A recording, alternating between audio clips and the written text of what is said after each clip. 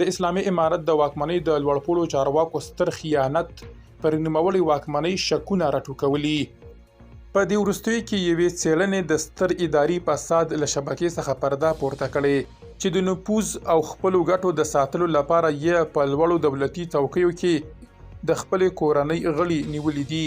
کله چې د یوې مهمې ادارې پټې معاملې او تړونونه وڅېړل شي، نو داسې حقیقتونه رابرسېره شي چې هر انسان ورته حیران پاتې وي.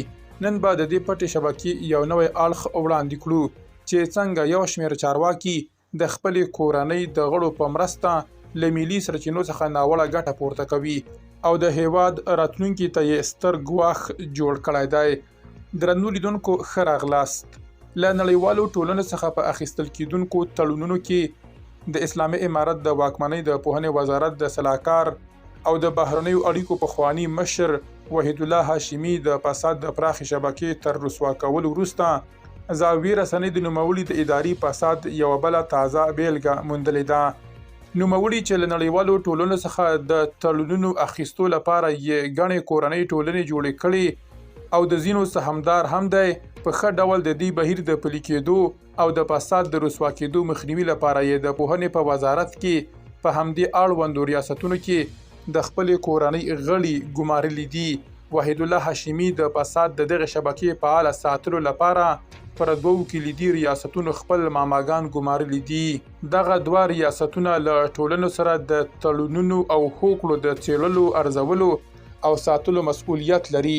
د یاد وزارت د پلان او پالیسي ریاست چې له ټولنو سره د شوو تړونونو او هوکړو راپورونه او جزئیات پکې ساتل کیږي، ورسره سر او کار لري.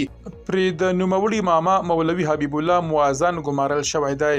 همدارنګه له تړونونو سره پر تړلي 2م کلیدي ریاست د تفتیش لوی ریاست باندې هم د وحید الله هاشمي بل ماما او د رئیس حبیب الله موازن ورور قاری عتیق الله موازن ټاکل شوی دی.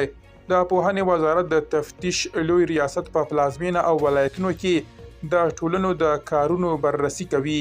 په دې توګه په یو وزارت کې له یوې کورنۍ څخه 3 رئیسان ګمارل شوي او همدارنګه د وحید الله هاشمي د کورنۍ د نورو ګمارل شوو غړو په اړه به هم وروسته معلومات خپاره کړو. د موازن خېلو د کورنۍ بل غړی مسیح الله موازن بیا په دفاع وزارت کې د حقوقو رئیس پاتې شوی دی. درنو لیدونکو، له ملتیا مو مننه.